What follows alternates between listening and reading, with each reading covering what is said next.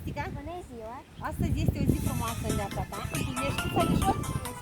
11 ani frumoși, 11 ani norocoși. Știi dintre cui parte vine surpriza asta? Eu îl prieten meu Leonela. Uite, ai așa un cadou, un tablou, un peisaj, Parisul de seară. Ai niște dulciuri aici.